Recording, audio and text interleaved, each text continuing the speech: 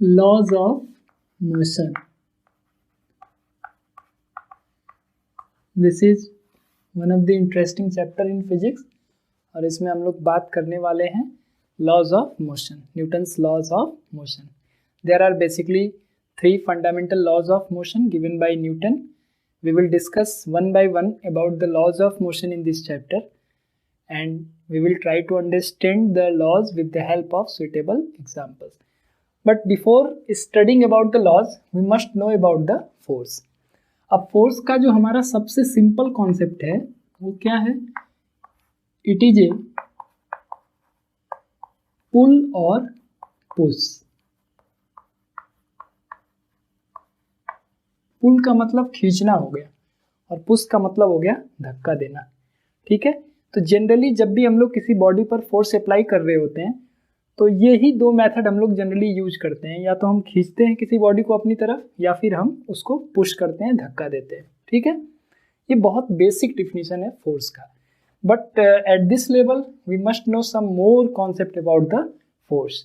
So let us define the force in some another way. It is an external cause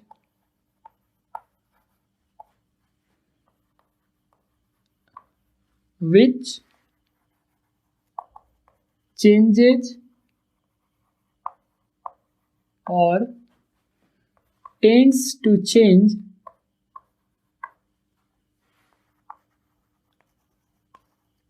the state of rest or state of uniform motion along a straight line or dimension or direction of a body.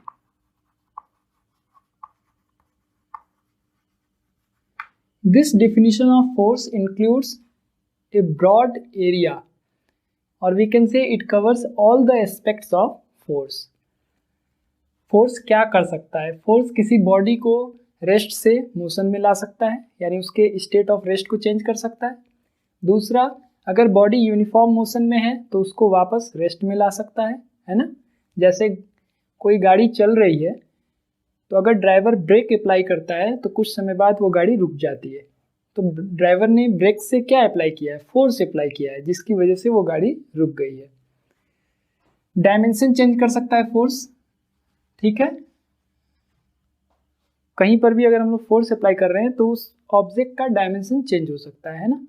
जैसे कोई wooden substance है और उसको जो है hammering किया गया, ठीक है, कुछ समय बाद वो लकड़ी टूट गया तो उसका डायमेंशन चेंज हो गया, उसका लेंथ ब्रेथ हाइट चेंज हो गया, मतलब डायमेंशन चेंज हो गया.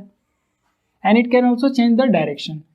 जब भी कोई गाड़ी चला रहा है, साइकिल चला रहे हैं, बाइक चला रहे हैं, अगर आपको मोड़ना है तो क्या करना है? आप फोर्स लगाते हैं, स्टीयरिंग पर आप फोर्स लगाते हैं या अपने हैंडल पर आप फोर्स लगाते हैं, जिसकी वजह से वो डायरेक्शन चेंज कर लेता है ना. तो इसलिए हम लोग कह सकते हैं कि these are 4 important effects of force. It can change the state of rest, it can change the state of uniform motion along a straight line, it can change the dimension of body, and it can also change the direction of body. So this definition of force covers all the aspects of force. एक important चीज इस definition में हम लोग को दिख रहा है, it changes or tends to change. मतलब ऐसा जरूरी नहीं है कि हम लोग फोर्स अप्लाई कर रहे हैं तो वहाँ चेंज हमको देखने को मिलेगा. हो सकता है कि फोर्स चेंज कर दे या फिर चेंज करने का प्रयास करें, है ना. जैसे ये जो बोर्ड के पीछे वॉल है, अगर हम कितना भी फोर्स लगाएं तो हम फोर्स लगा रहे हैं but I am not able to change the position of wall because this force is not sufficient to change the position of wall. So in this situation the force is trying to change but it is not able to change. So in practical life you will find the situation that somewhere the force is able to change the state, and in some cases the force is trying to change the state but it is not able to change the state. Okay, और force कहाँ कहाँ हम लोग लगा रहे होते हैं। देखिए हम अगर बोल रहे हैं तो यहाँ पर भी फोर्स लग रहा है ना, हमारे मसल्स में फोर्स लग रहा है, तब मैं अपने माउथ पार्ट से बोल पा रहा हूँ, ठीक है। दूसरी चीज, अगर हम लोग किसी ऑब्जेक्ट को थ्रो करते हैं, फेंकते हैं, वहाँ फोर्स लगा रहे होते हैं, किसी को रोकते हैं किसी चीज को, वहाँ फोर्स लगा रहते हैं, धक्का दे रहे हैं वहाँ फोर्स लगा रहे हैं। So in all our daily life activities we are applying force. Even हम लोग जो जमीन पर चल रहे हैं तो वहाँ भी हम लोग फोर्स अप्लाई कर रहे हैं, है ना। तो इस चैप्टर में हम लोग फोर्स को इसलिए समझ रहे हैं क्योंकि हमारे जो न्यूटन्स लॉज ऑफ मोशन है वो फोर्स के बेसिस पर ही मोशन को एक्सप्लेन करते हैं, ठीक है। अच्छा, अब फोर्स को दो कैटेगरी में ब्रॉडली डिवाइड किया गया है। पहले हो गए कांटेक्ट फोर्स और दूसरे हो गए नॉन कांटेक्ट फोर्स। अब कांटेक्ट फोर्स का मतलब क्या हुआ, जहां पर फोर्स अप्लाई करने के लिए बॉडी से कनेक्शन इस्टेब्लिश करना पड़े, ठीक है। जैसे हम कह रहे हैं पुश फोर्स, तो पुश फोर्स क्या है, यहाँ से हम चाहे बोर्ड को पुश करना तो नहीं कर पाएंगे, मुझे इस बोर्ड के साथ कांटेक्ट बनाना पड़ेगा, ठीक है।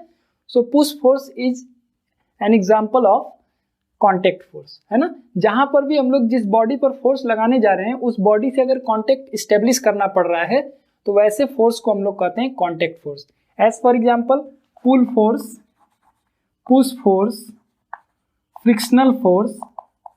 फ्रिक्शनल फोर्स कहाँ काम करता है, कोई भी बॉडी है, मान लीजिए रखी हुई है कोई बॉडी किसी जगह पर, तो सरफेस जिस पर रखा गया है और इस बॉडी के सरफेस के बीच में जो फोर्स काम करता है, जो इसके मोशन को अपोज करता है। अगर ये बॉडी को आप इधर खींच रहे होंगे तो फ्रिक्शनल फोर्स अपोजिट डायरेक्शन में काम करेगा, यानी the frictional force always opposes the motion, है ना।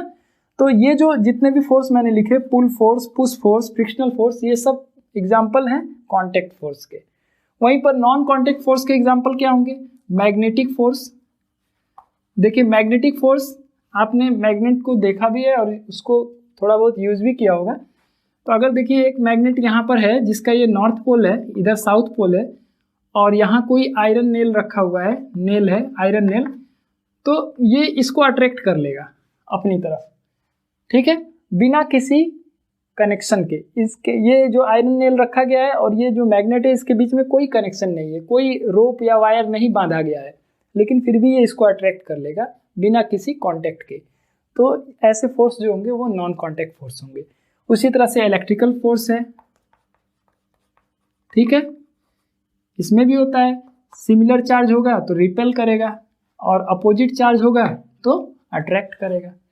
यहाँ पर भी सिमिलर पोल्स होंगे, नॉर्थ नॉर्थ या साउथ साउथ होंगे तो एक दूसरे को रिपेल करते हैं, और अपोजिट पोल्स होंगे तो वो अट्रैक्ट करेंगे। तीसरा एग्जांपल है gravitational force. Gravitational force, it is the force between any two bodies in the universe. Universe में कोई भी दो बॉडी के बीच में लगने वाला जो फोर्स है वो ग्रेविटेशनल फोर्स है ना। ये चौक मैं यहाँ से छोड़ दूं, ये नीचे की तरफ जा रहा है, क्यों जा रहा है, अर्थ इसको अपनी तरफ अट्रैक्ट कर रही है, ठीक है। तो ये जो फोर्स है बिना किसी कांटेक्ट के, यहाँ कोई वायर तो बांधा नहीं गया है, ये अपने आप नीचे जा रहा है, यानी अर्थ इसको अपनी तरफ अट्रैक्ट कर रही है। तो इस तरह के फोर्स जहां पर कि कोई कनेक्शन इस्टेब्लिश नहीं होता है, ठीक है, वो बिना कनेक्शन इस्टेब्लिश किए ही एक बॉडी दूसरे बॉडी को अट्रैक्ट करे या रिपेल करे, तो इस तरह के फोर्स को हम लोग कहते हैं नॉन कांटेक्ट फोर्स। एक इंपॉर्टेंट बात यह है कि मैग्नेटिक फोर्स और इलेक्ट्रिकल फोर्स अट्रैक्टिव भी हो सकते हैं और रिपल्सिव भी हो सकते हैं, जबकि ग्रेविटेशनल फोर्स हमेशा क्या होता है, अट्रैक्टिव होता है, ठीक है। और एक और इम्पॉर्टेंट चीज मैं आपको यहाँ बता दूं, पुल और पुश में क्या डिफरेंस है। बहुत बार पूछा जाता है पुल फोर्स और पुश फोर्स में क्या डिफरेंस है। तो देखिए जब भी आप किसी बॉडी को पुल कर रहे होते हैं, यानी अपनी तरफ खींच रहे होते हैं, तो आप नॉन रिजिड कनेक्टर से भी खींच सकते हैं, जैसे आप डोरी बांध करके भी खींच सकते हैं, या फिर रिजिड रॉड से भी खींच सकते हैं, यानी रिजिड या नॉन रिजिड दोनों तरह के कनेक्शन से आप खींच सकते हैं।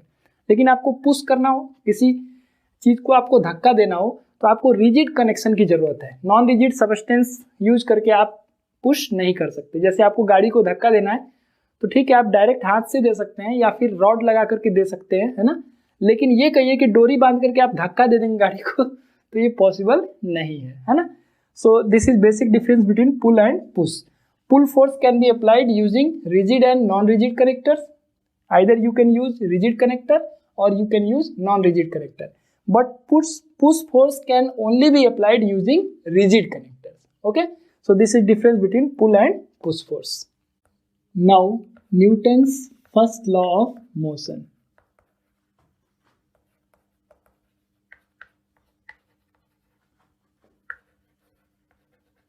What does this state? Let us write the statement. After that we can explain. Every body in this universe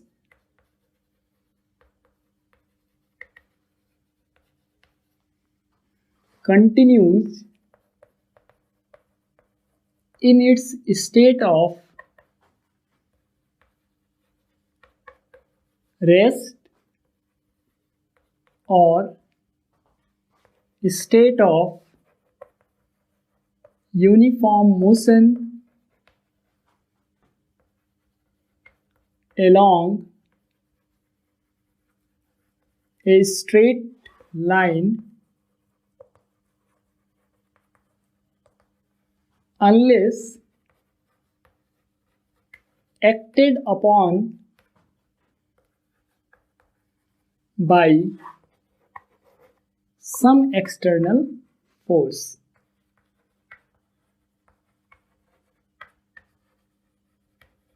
ठीक है, बहुत सिंपल सा है। कोई भी बॉडी इस यूनिवर्स का अपने ही स्टेट में कंटिन्यू करेगी, मतलब वो अपने ही स्टेट में रहेगी, चाहे वो स्टेट ऑफ रेस्ट हो या फिर state of uniform motion along straight line, मतलब डायरेक्शन भी नहीं चेंज हो रहा है। ठीक है, तब तक जब तक कि कोई एक्सटर्नल फोर्स उस पर अप्लाई नहीं किया जाता है ना। और ये बहुत ही सिंपली इसको समझा जा सकता है रियल लाइफ एग्जांपल से। जैसे आपने किताब रख करके अपने टेबल पर किताब रख दिया और किताब रख करके आप कमरे से बाहर चले गए। कुछ समय बाद आप वापस जब कमरे में आएंगे तो आपका किताब वहीं मिलेगा जहां पर उसको रखा गया था, है ना। यानी जो बॉडी है वो अपना पोजीशन नहीं चेंज कर सकता, है ना, क्योंकि कोई फोर्स जब तक अप्लाई नहीं करेगा उस बॉडी पर तब तक बॉडी का चाहे वो स्टेट ऑफ रेस्ट हो या फिर state of uniform motion along straight line, ये दोनों चीज चेंज नहीं हो सकता है ना। अच्छा, अगर थोड़ा इमेजिन करिए कि अगर ऐसा वर्ल्ड होता कि कुछ चीज़ें अपने आप अपना पोजीशन चेंज कर लेती बिना फोर्स अप्लाई किए, तो बहुत कंफ्यूजिंग वर्ल्ड हो जाता है ना। लाइब्रेरी में किताब रखी रहती, वो किताब अपने आप अपना जगह बदल देती तो आदमी तो खोज ही नहीं पाता कि फिजिक्स की बुक कहाँ रखी गई थी। एक हफ्ते बाद जब लाइब्रेरी में जाएं तो पता चले कि वो किताब कहीं और चली गई है ना। तो काफ़ी मैजिकल वर्ल्ड होता है, हालांकि ये पॉसिबल नहीं है। इट्स जस्ट इमेजिनेटिव फैक्ट, ऐसा हो नहीं सकता है। बिना फोर्स अप्लाई किए कोई भी बॉडी अपने पोजीशन को चेंज नहीं कर सकती है। ठीक है, और यही हमारा Newton's first law of motion है। एक और एग्जांपल है कि फुटबॉल के ग्राउंड में जब कोई फुटबॉलर फुटबॉल को किक करता है, ठीक है, जब कोई फुटबॉलर फुटबॉल को किक करता है तो फुटबॉल जो है मोशन में आ जाएगा और ये जो है ग्राउंड पर मूव करने लगेगा।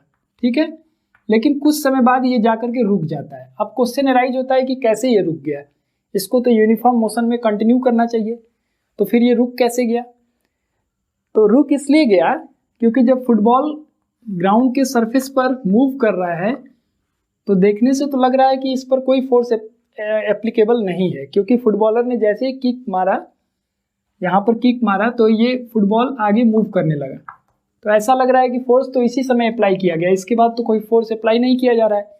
लेकिन जब ये रोल कर रहा है ग्राउंड के सरफेस पर, ये रोल कर रहा है, आगे की तरफ जा रहा है, तो जो अर्थ का सरफेस है वो इस पर एक फ्रिक्शनल फोर्स क्रिएट कर रहा है और वो फ्रिक्शनल फोर्स अपोजिट डायरेक्शन में काम करेगा, जो अभी मैंने यहाँ बताया कॉन्टेक्ट फोर्स। जब भी कोई बॉडी किसी दूसरे बॉडी के सरफेस के कॉन्टेक्ट में आता है तो एक फोर्स वहाँ पर क्रिएट हो जाता है जिसको हम लोग कहते हैं फ्रिक्शनल फोर्स, और वो फ्रिक्शनल फोर्स हमेशा मोशन को अपोज करता है। यानी बॉल ऐसे जा रहा है तो उसके अपोजिट वो काम करेगा। ठीक है, और साथ ही साथ एयर का भी फ्रिक्शन है, एयर भी फ्रिक्शन क्रिएट करेगा अपोजिट डायरेक्शन में। अच्छा, एयर के फ्रिक्शन को आपने फील भी किया होगा, जब तेज आंधी चलती है और उसमें आप साइकिल चलाइए तो साइकिल चलाना काफ़ी डिफिकल्ट हो जाता है, तब आपको फील होगा कि एयर भी फ्रिक्शनल फोर्स क्रिएट करता है। ठीक है, नॉर्मल डे में अगर आप साइकिलिंग करेंगे तो नहीं फील होगा, लेकिन बहुत तेज आंधी चल रही है उसमें आपको साइकिल चलाना against the direction of wind, in that situation you will feel the friction of air. तो जब फुटबॉल जो है रोल कर रहा है, ग्राउंड के सरफेस पर रोल कर रहा है, तो कुछ समय बाद इसलिए रुक जा रहा है क्योंकि वहां पर दो फोर्स लग रहे हैं अपोजिट डायरेक्शन में, the force of friction due to surface of earth and the force of friction due to air. These two forces are acting on this body, so the state of body changes after some time, है ना, कि वो state of uniform motion से कुछ समय बाद वो rest में आ जाता है। तो यहाँ जो स्टेट चेंज हो रहा है बॉडी का, किस वजह से हो रहा है, वहां पर फोर्स एप्लीकेबल है। तो इसका ये मतलब निकलता है कि जब भी कोई बॉडी अपना स्टेट चेंज कर रहा है, यानी मोशन से, यूनिफॉर्म मोशन से रेस्ट में आ गया या रेस्ट से यूनिफॉर्म मोशन में आ गया, तो इसका मतलब है बॉडी पर कोई ना कोई फोर्स अप्लाई किया गया है या हो रहा है। ठीक है, जैसे ये चौक गिर रहा है तो जाहिर सी बात है कि यहाँ पर ये रेस्ट में है, अब जैसे ही छोड़ रहे हैं ये नीचे की तरफ आ रहा है तो ये मोशन में आ गया। तो मोशन में आ रहा है तो इसका मतलब है कि इस चौक पर कोई ना कोई फोर्स काम कर रहा है, जिसकी वजह से ये रेस्ट से मोशन में आ जा रहा है। ठीक है, यही हमारा सिंपल सा इसका एक्सप्लेनेशन है Newton's first law of motion का। ठीक है, अब Newton's first law of motion को लॉ ऑफ इनर्शिया भी कहा जाता है। This law is also called law of inertia. So let us know about the inertia. What is inertia?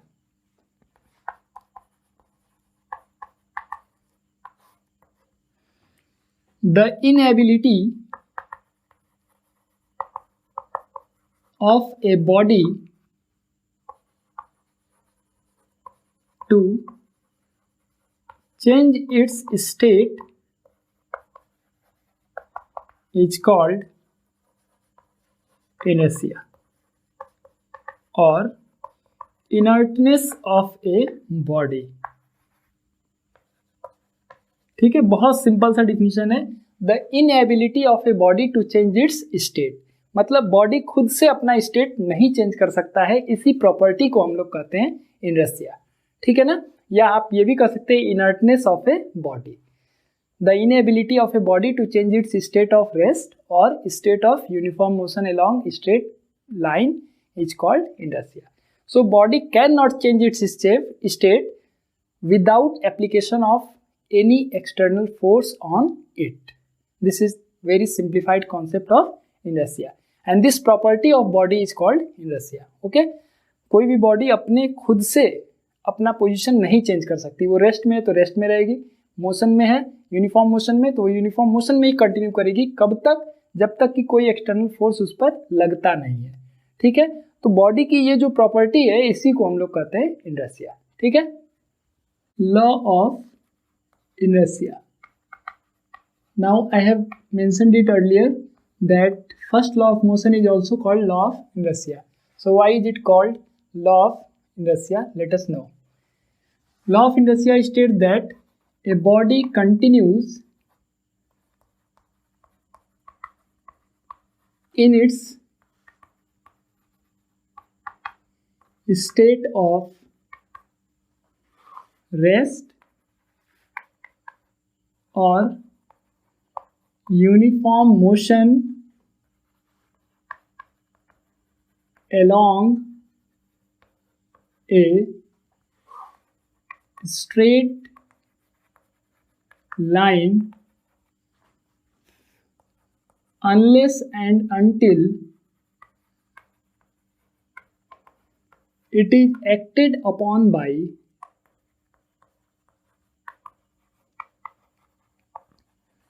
some external force। तो ये जो लॉ है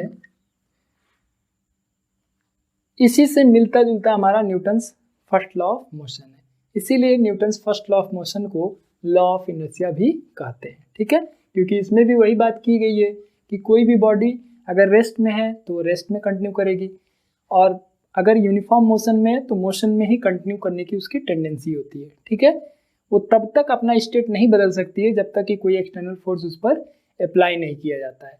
तो यही हमारा लॉ ऑफ इनर्शिया है। और Newton's first law of motion में देखिए क्या है, बस ये चीज एडिशनल मिल रहा है, every body in this universe, बाकी सेम टू सेम वही स्टेटमेंट है, इसीलिए Newton's first law of motion को लॉ ऑफ इनर्शिया भी कहते हैं। ठीक है। अच्छा, लॉ ऑफ इनर्शिया के कुछ हम लोग प्रैक्टिकल एग्जांपल्स देखें। Examples of inertia of rest.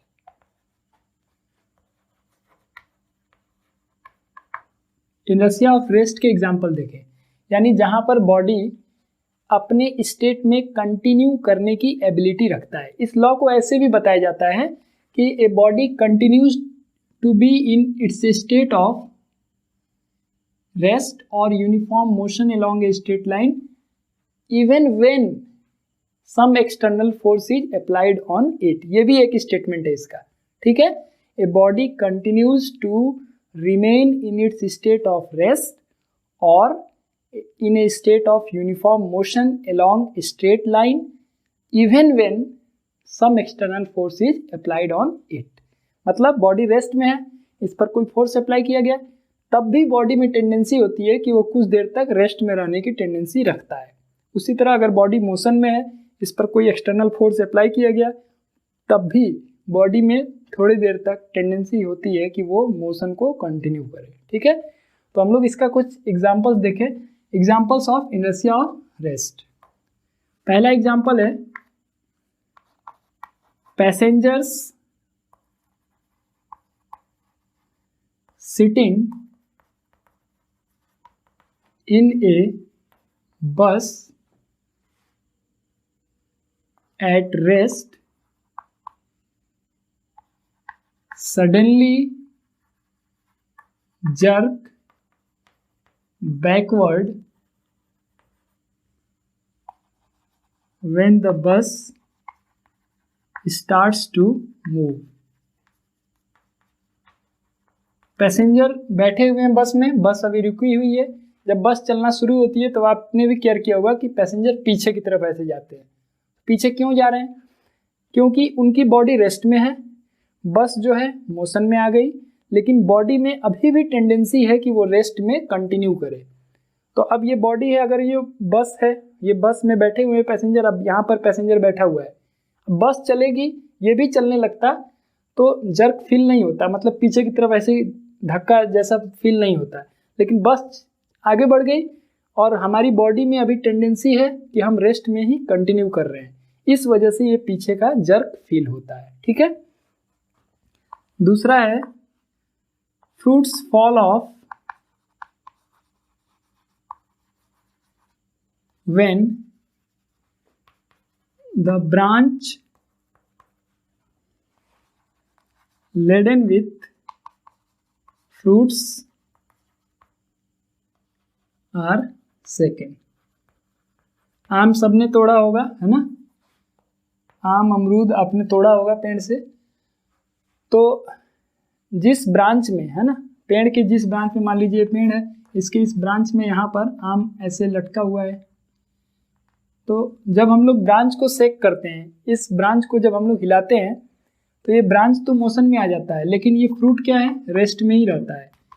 तो ब्रांच ऐसे है और यहाँ मैंगो है, तो ब्रांच को ऐसे हिलाए और फ्रूट में अभी टेंडेंसी है कि वो रेस्ट में ही रहेगा, तो ब्रांच यहाँ चला गया, फ्रूट वहीं रह गया, इसीलिए वो नीचे गिर जाता है, ठीक है। So this happens due to inertia of rest. As soon as the branch is shaken, the branch comes into motion, but the fruit which is hanging from the branch has tendency to remain in rest. So when branch comes into motion, it get displaced from its position, but fruits remain in that original position. As a result, they fall off. ठीक है। Third है dust flies off when carpet is beaten।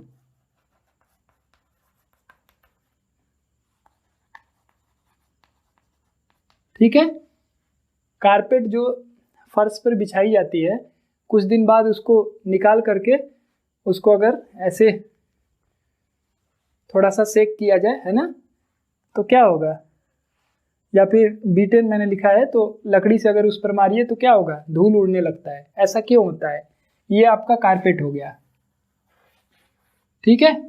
तो इस पर लकड़ी से ऐसे जब मारेंगे आप, तो कारपेट तो मोशन में आ जाएगा, लेकिन डस्ट अभी भी रेस्ट में रहेंगे। तो कारपेट चला गया, डस्ट वहीं पर है, इसीलिए वो नीचे गिर जाता है। ठीक है, इसीलिए धूल झाड़ने के लिए इसी तरीका का इस्तेमाल किया जाता है। Dust flies off when carpet is beaten. As soon as carpet is beaten with stick, the carpet comes into motion but the dust particles have still tendency to remain in rest, so they fly off. ठीक है, वहां से हट जाते हैं, मतलब carpet के surface से धूल हट जाता है। So these are some common examples of inertia of rest. यहाँ पर बॉडी रेस्ट में रहने की टेंडेंसी रखता है, इसीलिए हम लोग कह रहे हैं examples of inertia of rest. कुछ और एग्जांपल्स हैं इनर्शिया ऑफ मोशन के, जहाँ पर बॉडी में टेंडेंसी होती है कि वो मोशन को कंटिन्यू करने की टेंडेंसी रखता है। ठीक है, इवन कि उस पर फोर्स अप्लाई किया जा रहा है लेकिन वो मोशन में है, तो मोशन में कंटिन्यू रहने की टेंडेंसी रखता है। ठीक है, तो चलिए वो भी एग्जांपल हम लोग देख लेते हैं। Examples of inertia of motion.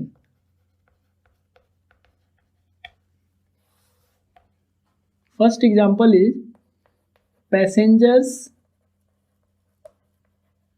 sitting in a moving bus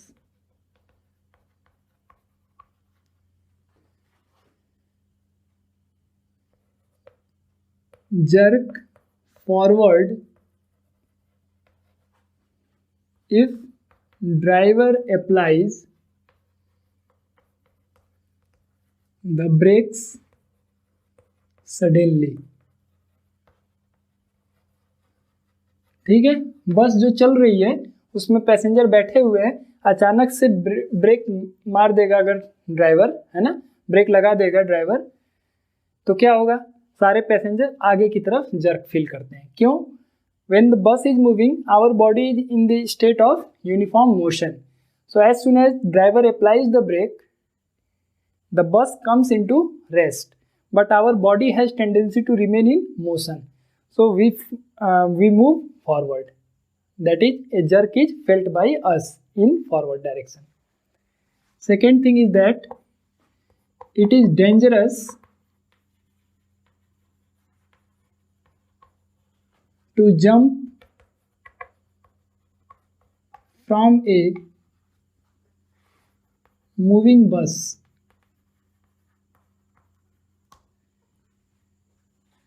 अगर बस चल रही है और आप जो है उससे जंप करेंगे तो ये काफ़ी खतरनाक हो सकता है, एक्सीडेंट हो सकती है। क्यों ऐसा है? देखिए, बस जब चल रही है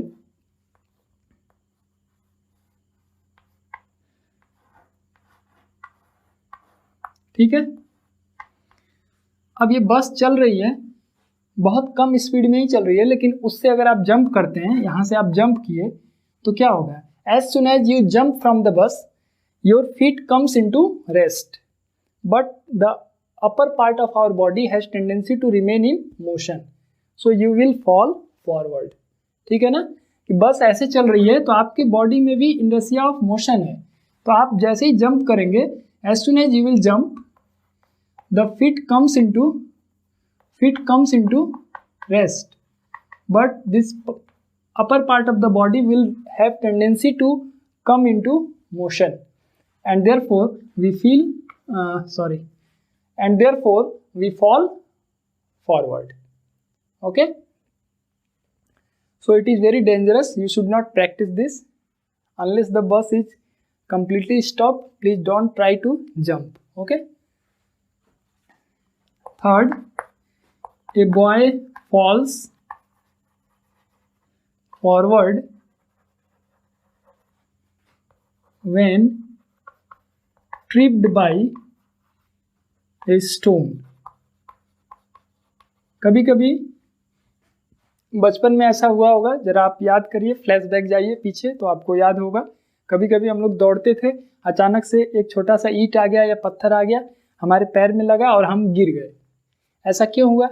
as soon as we get trip with the stone, our feet comes into rest, but the whole body has tendency to remain in motion, so we fall forward. Okay, चौथा है, one must run for a certain distance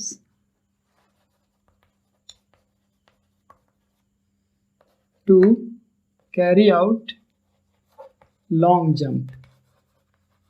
अब long jump अगर आपने किया होगा या करते हुए देखा होगा किसी को, तो देखिए लॉन्ग जंप में प्लेयर्स क्या करते हैं, पहले दौड़ते हैं, ठीक है, और दौड़ने के बाद एक पार्टिकुलर लाइन होता है, वहाँ से वो जंप करते हैं। तो दौड़ना क्यों जरूरी है? क्योंकि हम अचानक से रेस्ट से मोशन में नहीं आ सकते हैं। First of all we will have to maintain our body in motion. After that once the body comes into motion, from that point where the line is drawn, if you will suddenly stop and try to jump, then in that situation, due to inertia of motion, you will cover the longest distance. Okay, so a player of long jump covers certain distance, or we can say runs a certain distance before taking up long jump. Okay, so these are some common examples of inertia of motion and inertia of rest. और ये सब जो है examination में पूछे जाते हैं. These questions are generally asked in examination. Why does it happen? जैसे इसको पूछा जाएगा, fruits fall off when the branches are second. Why? So you should write it is due to inertia of rest. As soon as the branch are second, branch comes into motion, but fruits have tendency to remain in rest. As a result, they fall off. Similarly, if it is asked that why is it dangerous to jump from a moving bus, then you should write that as soon as person jumps from the bus, the feet of person comes into rest, but other body parts have tendency to remain in motion. So the person will fall forward and may get injured. So it is not safe to jump from a moving bus. Okay. So this is all about Newton's first law of motion. Now another law is Newton's second law of motion, where we will discuss about force and the relationship of force with rate of change of momentum. Okay.